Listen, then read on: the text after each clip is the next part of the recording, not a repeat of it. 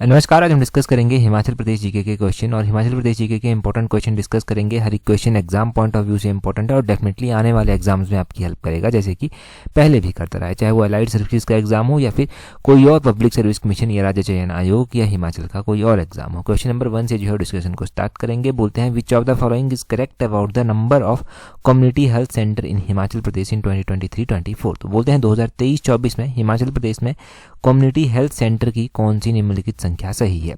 अगर देखो इस तरह के क्वेश्चंस की हम बात करें तो जूनियर स्किल स्टेनोग्राफर के एग्जाम में क्वेश्चन पूछा गया था कि हॉस्पिटल कितने हैं। यहाँ पर हम डिस्कस कर रहे हैं कम्युनिटी हेल्थ सेंटर हिमाचल में कितने हैं। तो हिमाचल में अगर कम्युनिटी हेल्थ सेंटर की बात करें तो ये 104 है। ऑप्शन ए सही आंसर है। अब देखो यहाँ पर आपने ध्यान रखना है, जो सिविल हॉस्पिटल का क्वेश्चन पूछा गया था, सिविल हॉस्पिटल हिमाचल में कितने हैं, 115 है। ये आपको पता होना चाहिए।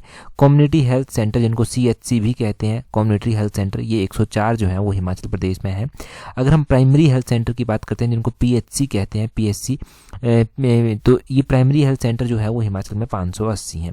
और अगर हम बात करें यहाँ पर ESI सिविल डिस्पेंसरीज कितनी है, तो 16 जो है वो ESI सिविल डिस्पेंसरीज हैं, ये भी पता होना चाहिए।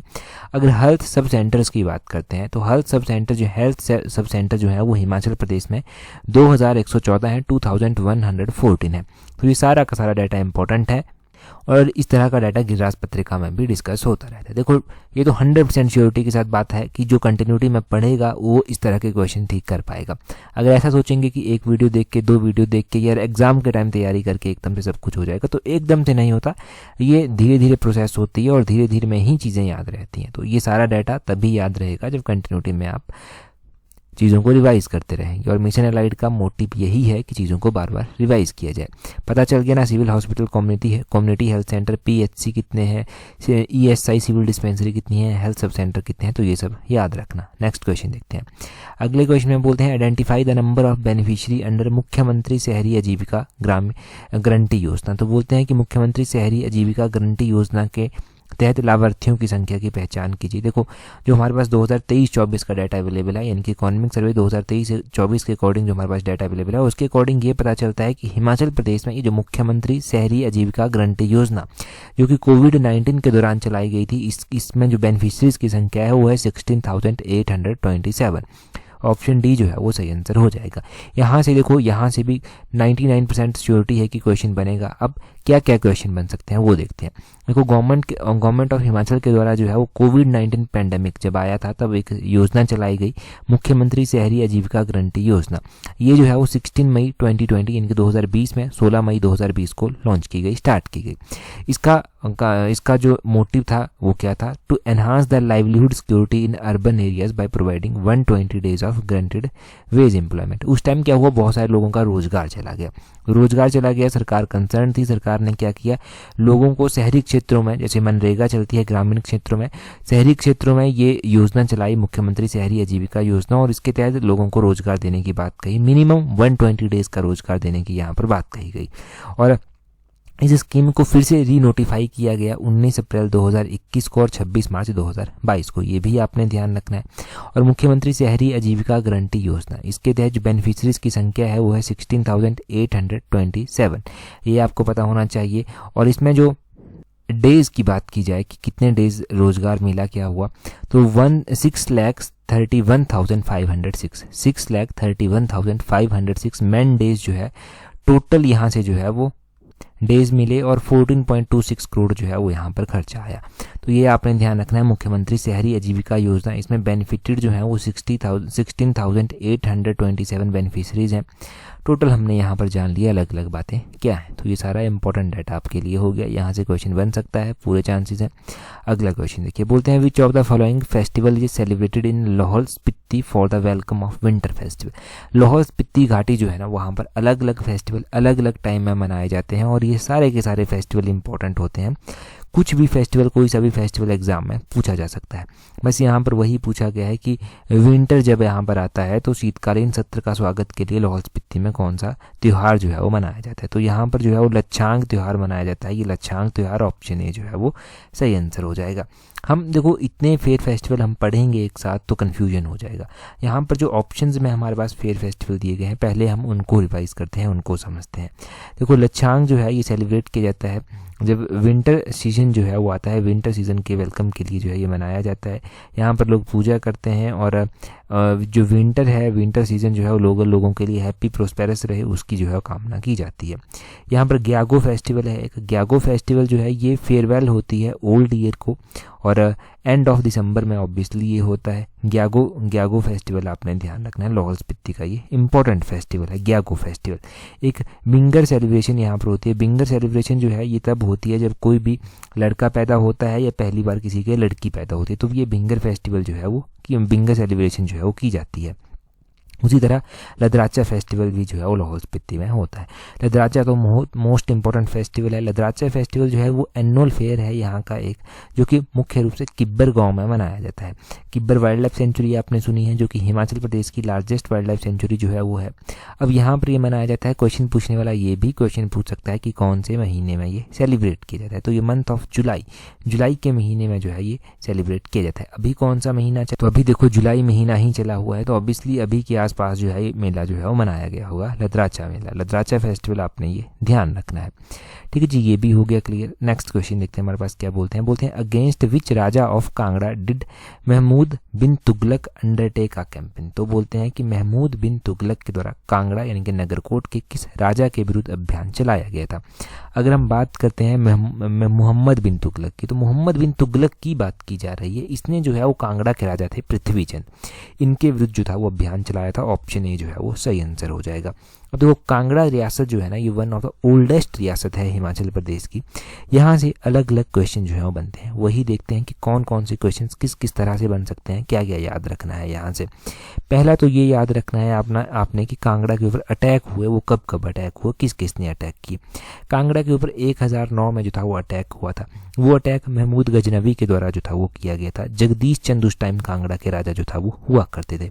कांगड़ा के ऊपर 1300 था वो आक्रमण किया गया। ये 1300 आक्रमण मोहम्मद बिन तुगलक के द्वारा इसके द्वारा ही किया गया था। उस टाइम कांगड़ा के राजा पृथ्वीचंद जो था वो हुआ करते थे, ये आपने ध्यान रखना है। ये 1337 की बात है ना, 1330 नहीं 1337 की ये बात है।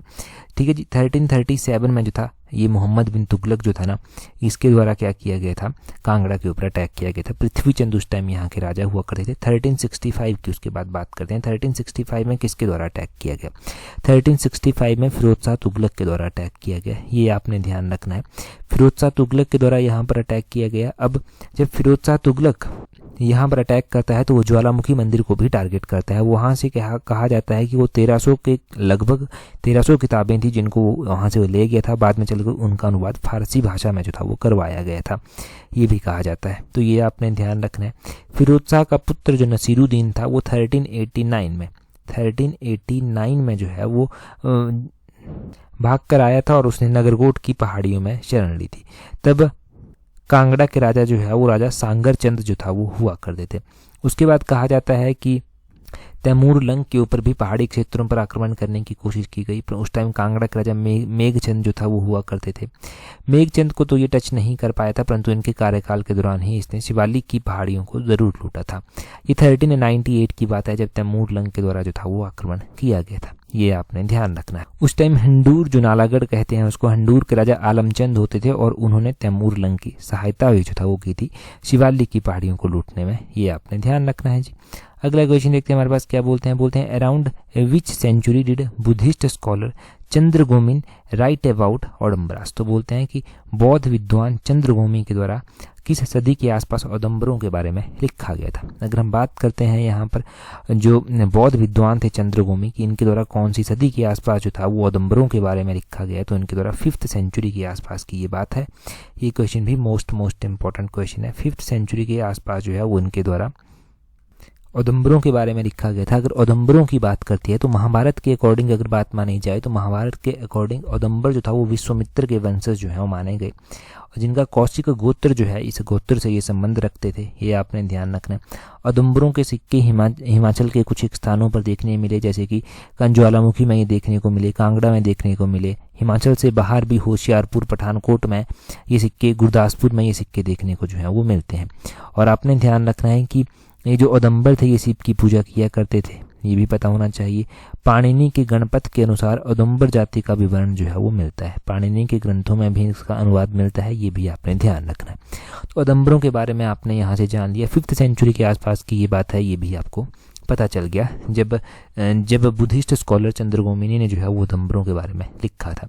नेक्स्ट क्वेश्चन देखिए क्या बोलते हैं। नेक्स्ट क्वेश्चन बोलते हैं in which district of Himachal Pradesh did झुंझुनू सुकरात भुंक फोक सॉन्ग ओरिजिनेटेड। तो बोलते हैं कि ये झुंझुनू सुकरात भुंक लोकगीत की उत्पत्ति हिमाचल के किस जिले में हुई थी। वैली, यहाँ पर वैलीज में ऑप्शन दिया गया है, तो वैलीज की अगर हम बात करते हैं तो चंबा वैली में ये जो है वो सॉन्ग ओरिजिनेट हुआ।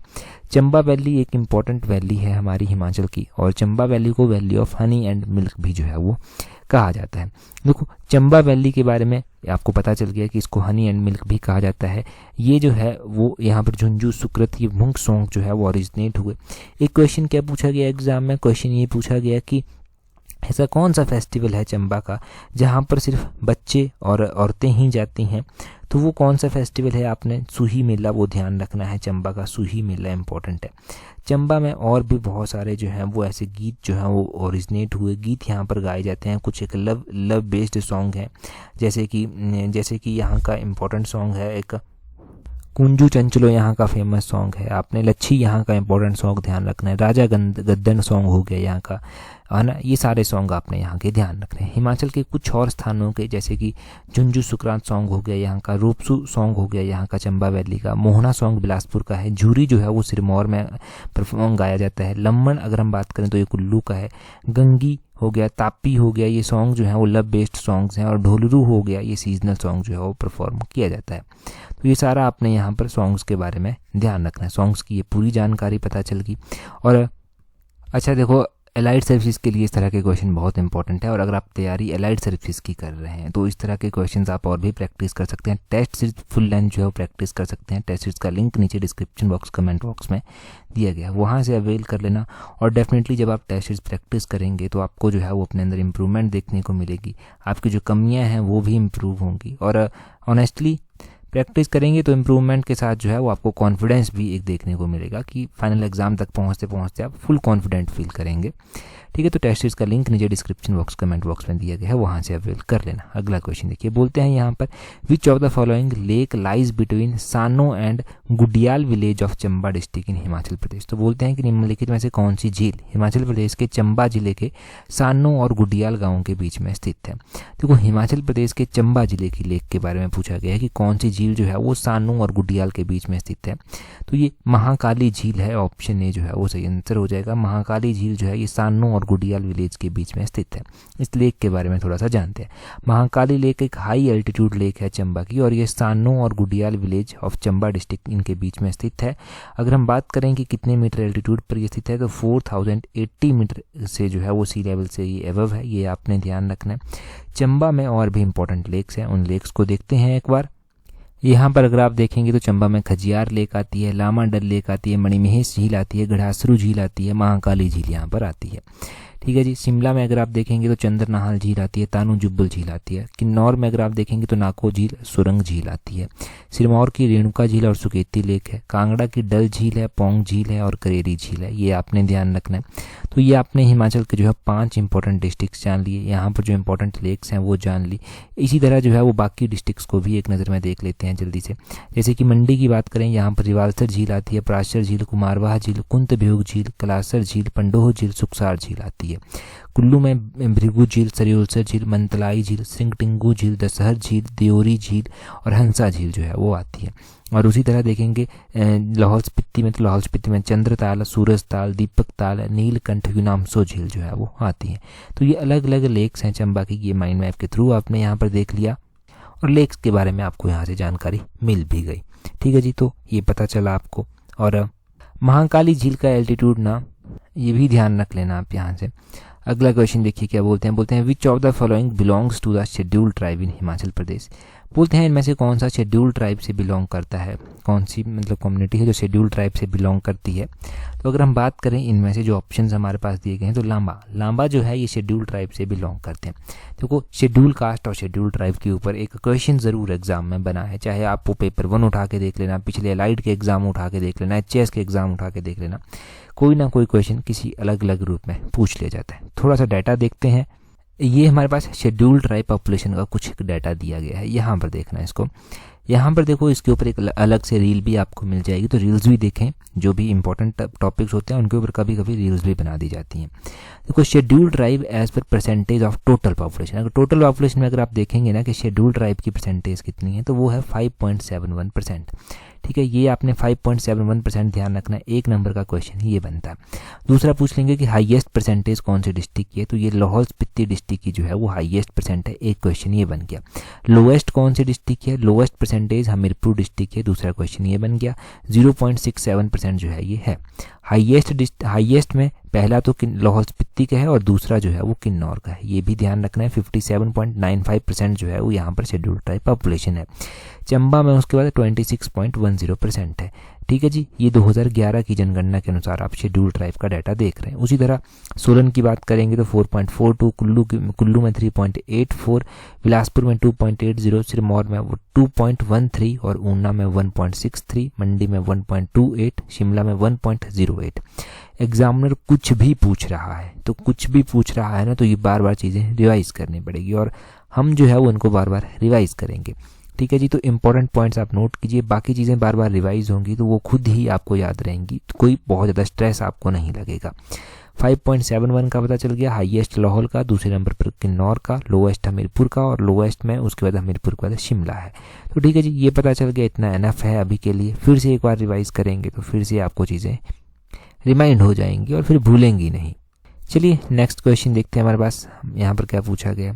आगे बोलते हैं which of the following is correct about the increased daily wages of labourer under MNREGA by Himachal Pradesh government in 2023-24। तो बोलते हैं वर्ष 2023-24 में हिमाचल प्रदेश सरकार द्वारा मनरेगा के अधीन श्रमिकों की दैनिक मजदूरी बढ़ाने के बारे में कौन सा कथन सही है। देखो मनरेगा के जो मजदूर हैं उनकी दैनिक दिहाड़ी जो है बढ़ाई गई है।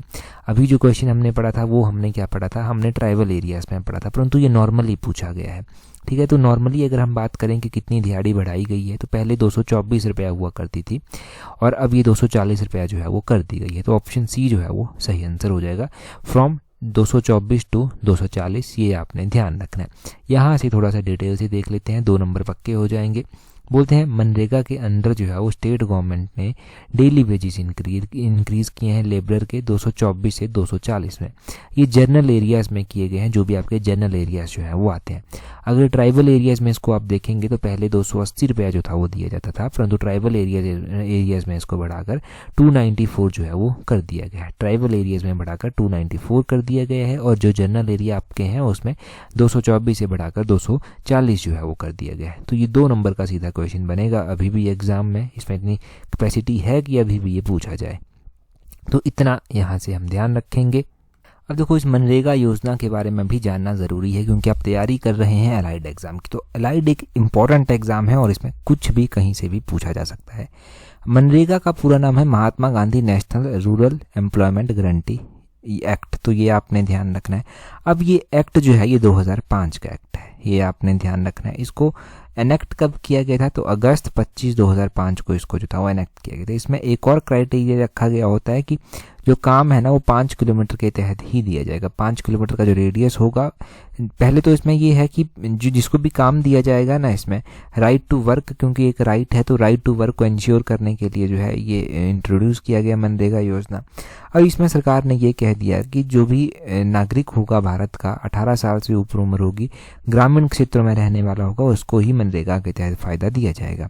अब फ़ायदा देने के लिए कह दिया गया कि जो घर के नज़दीक का 5 किलोमीटर रेडियस होगा ना, उसके अधीन ही, उसके अंडर ही जो है वो काम दिया जाएगा। और अगर 5 किलोमीटर से एक्स्ट्रा होता है कोई रेडियस, तो एक्स्ट्रा वेजेस जो है वो दिए जाएंगे। ये भी जो है वो इसमें जो है वो प्रोविज़न जो है वो किया गया है। तो ये प्रोविज़न भी नोट करना है आपने। यहाँ से इतना पता चल गया। नेक्स्ट क्वेश्चन देखते हैं हमारे पास क्या पूछा गया है जी। अगले क्वेश्चन में देखना, बोलते हैं which of the mountain pass join Spiti to Ladakh. तो बोलते हैं इनमें से कौन सा माउंटेन पास ऐसा है, कौन सा दर्रा ऐसा है जो स्पीति को लद्दाख के साथ जो है वो जोड़ता है। हमारे पास हिमाचल में बहुत सारे दर्रे हैं।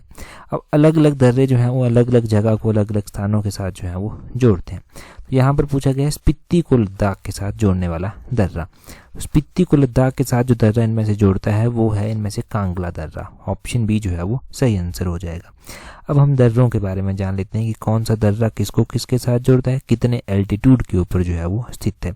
सबसे पहले बात की जाए इस कांगला दर्रे की, इसका एल्टीट्यूड लगभग 5306 मीटर के आसपास जो है वो है।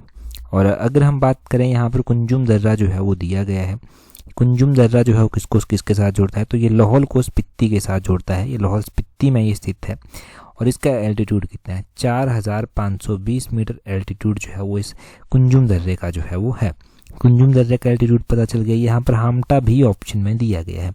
अगर हम हामटा की बात करते हैं कि हामटा किसको किसके साथ जोड़ता है, तो हामटा जो है वो पीर पंजाल कुल्लू स्पीति को आपस में जोड़ता है, ये हमने पढ़ा है। और अगर हामटा के एल्टीट्यूड की बात की जाए तो 4270 मीटर इसका एल्टीट्यूड जो है वो है। अगर हम कुगती की बात करते हैं, कुगती भी इंपॉर्टेंट दर्रा जो है वो है। कुगती वाइल्ड लाइफ सेंचुरी भी हमने पढ़ी है, तो कुगती वाइल्ड लाइफ सेंचुरी कहाँ पर स्थित है और कुगती दर्रा, ठीक है, ये आपने बताना है। कुगती वाइल्ड लाइफ सेंचुरी कहाँ पर स्थित है और कुगती दर्रे के बारे में मैं बताता हूँ। कुगती दर्रा जो है वो लाहौल को भरमौर साइड से जो है वो जोड़ता है। लाहौल एंड भरमौर को ये आपस में जोड़ता है और ये जो है वो 4961 मीटर एल्टीट्यूड पर जो है वो स्थित है। कुछ बेसिक पासेज हैं हिमाचल प्रदेश के जिनको हम एक बार रिवाइज कर लेते हैं। टॉप 4 पासेज हम रिवाइज करेंगे। कौन कौन से दर्रे हैं ये, एक तो है आपके पास यहाँ पर वारू दर्रा जो कि पिछली बार अलाइड सर्विसेज में पूछा भी गया था। ये कांगड़ा को चंबा के साथ जोड़ता है और वारू जो है वो कितने एल्टीट्यूड पर स्थित है, तो ये जो है वो 3870 मीटर एल्टीट्यूड पर जो है वो स्थित है, ये आपने ध्यान रखना है। इसके अलावा एक दर्रा आपने ध्यान रखना है दुलची दर्रा। दुलची दर्रा भी इंपॉर्टेंट है। दुलची दर्रा किसको किसके साथ जोड़ता है, ये मंडी को कुल्लू के साथ जो है वो जोड़ता है और दुलची दर्रे का एल्टीट्यूड है 2788 मीटर, ये आपने ध्यान रखना है। दुलची दर्रे का एल्टीट्यूड 2 हो गए। उसके बाद आपने एक साच दर्रा जो है वो ध्यान रखना है। साच दर्रा भी जो है वो इंपॉर्टेंट दर्रा है और साच दर्रा किसको किसके साथ जोड़ता है, साच जो है वो चंबा को पांगी के साथ जो है वो जोड़ता है और साच दर्रा जो है वो 4395 मीटर एल्टीट्यूड पर जो है वो स्थित है। 4395 मीटर एल्टीट्यूड पर ये दर्रा स्थित है, ठीक है जी। और एक दराती दर्रा है। दराती दर्रा भी चंबा को पांगी से जोड़ता है और दराती दर्रा कितने एल्टीट्यूड पर स्थित है, तो दराती दर्रा आपने ध्यान रखना है कि 4720 मीटर एल्टीट्यूड पर जो है वो स्थित है। ये 4720 मीटर एल्टीट्यूड पर स्थित है। अच्छा, अगर आप तैयारी पेपर 1 की कर रहे हैं तो पेपर 1 के लिए आप टेस्ट सीरीज प्रैक्टिस कर सकते हैं। टेस्ट सीरीज का लिंक नीचे डिस्क्रिप्शन बॉक्स कमेंट बॉक्स में दिया गया है, वहाँ से प्रैक्टिस कर लेना। टेस्ट सीरीज चाहे आप एलाइड की ज्वाइन करें चाहे पेपर 1 की ज्वाइन करें, इनके अलग अलग टेस्ट सीरीज ग्रुप बने हुए हैं। टेस्ट सीरीज को ज्वाइन करने के बाद टेस्ट सीरीज ग्रुप जरूर ज्वाइन कर लेना। कोई भी दिक्कत आती है आप हमें डायरेक्टली ईमेल कर सकते हैं, नीचे टेस्ट सीरीज के लिंक जो है वो दिए गए हैं। पहले तो आप एक क्वेश्चन देख लीजिए और उसके बाद हम डिस्कस करेंगे हिमाचल के इंपॉर्टेंट मैरिज के टाइप्स। रिवाइज करेंगे, पढ़े पहले हैं क्योंकि हम टाइम टू टाइम चीज़ों को रिवाइज करते हैं वीडियो के लास्ट में, तो आज हम मैरिज के टाइप रिवाइज करेंगे। पहले आप क्वेश्चन देख लीजिए। क्वेश्चन है, name the person who organised the quit India movement in 1942 in Shimla. 1942 में भारत छोड़ो आंदोलन का आयोजन करने वाले व्यक्ति का नाम बताइए जिसने शिमला में ये 1942 का क्विट इंडिया मूवमेंट आयोजित किया था। 4 ऑप्शंस आपके पास दिए गए हैं। इससे पहले का जो मिशन एलाइड का पार्ट है वहाँ पर हमने डिटेल से ये पढ़ा था और असिस्टेंट लॉ ऑफिसर के एग्जाम में भी ये क्वेश्चन पूछा जा चुका है। अभी आप कमेंट करके बताइए। टेलीग्राम पर ज्वाइन करने के लिए अपने टेलीग्राम से @tallexam31 सर्च करना, आपको हमारा टेलीग्राम चैनल भी मिल जाएगा। अब देखिए जी इंपॉर्टेंट मैरिज के टाइप। इंपॉर्टेंट मैरिज के टाइप देखेंगे आज हम किन्नर्स और स्वांगलास के बीच में। देखो, मैरिज और डाइवोर्स के टाइप जो किन्नर्स के बीच में होते हैं, एक दम चालीसम होता है, इसको जो है वो दमसांगसीस भी कहते हैं, बिनांग हचीस भी कहते हैं, जुसीस भी कहते हैं।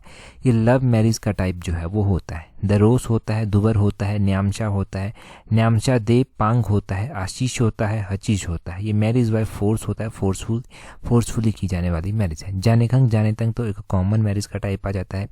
न्योतांग होता है, इसमें फॉर्म ऑफ मैरिज ऐसी होती है जिसमें 2 लोग जाते हैं और फाइनेंशियली कंडीशन जो है वो ठीक नहीं होती तो 2 लोग ही जाकर शादी कर लेते हैं। ये ध्यान रखना है। मैरिज जो स्वांगलास के बीच में प्रचलित है, इसमें रुस्ता ते ब्याह आ जाता है। ये एलॉपमेंट है जहाँ पर लड़का लड़की एक दूसरे के साथ प्यार में पड़ जाते हैं और भाग कर शादी एक तरह से कर लेते हैं। कुआ ब्याह हो गया, कैप्चर लड़का यहाँ पर कर लेता है। और अगर हम बात करें मजमी ब्याह की, तो यहाँ पर बॉय जो है वो, लड़का जो है अपनी सिस्टर को जो है वो भेजता है लड़की को लाने के लिए। सिस्टर को इसलिए भेजता है क्योंकि वो खर्चे देने के काबिल नहीं होता, इसलिए वो सिस्टर को भेज देता है।